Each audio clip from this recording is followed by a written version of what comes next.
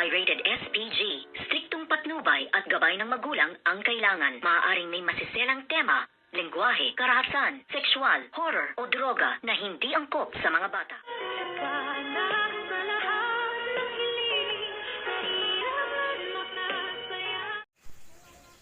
Good afternoon and welcome sa aking munting channel. Tuluyan na ngang bumalik ang alaala nito ngang si Doc RJ habang kausap nga itong si Miss Lynette Santos, at dito nga ay nakita nitong si Miss Lynette Santos itong si Doc RJ at sinabi nga niyang kumusta ka na, kumusta ang iyong pakiramdam, at dito nga ay nasabi ni Doc RJ na okay na ako Lynette at bumalik na ang alaala ko, at ngayon ay naaalala ko na ang lahat-lahat. Patay ka ngayon Moira, lalong-lalo ka na Zoe. Tapos ang maliligayang araw nyo dahil ngayon ay nagbabalik na ang alaala nitong ang si Doc RJ Tanyag.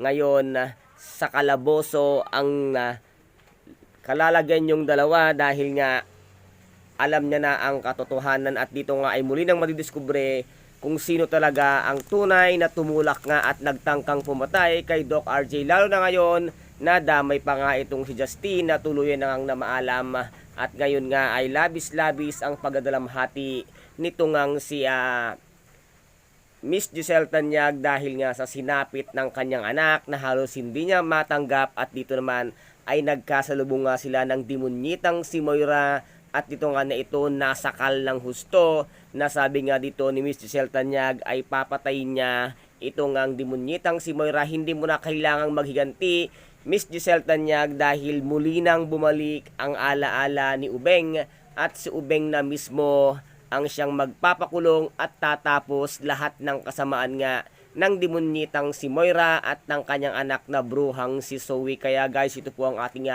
pakaabangan dito nga sa nalalapit na pagtatapos ng abot kamay na pangarap na kung saan ay napaka-intense at kapanapanabik ng bawat eksena. At kung nagustuhan po ninyo ang aking videos for today, paki-subscribe na lamang po ng aking channel, paki-like and share para maging update kayo sa lahat ng gagawin kong video at kung ano ang mga gagawin pa nito ngang si Doc RJ dito nga sa demonyitang si Moira at bruhang si Zoe. Kaya guys, maraming salamat po. Ingat, God bless and bye-bye!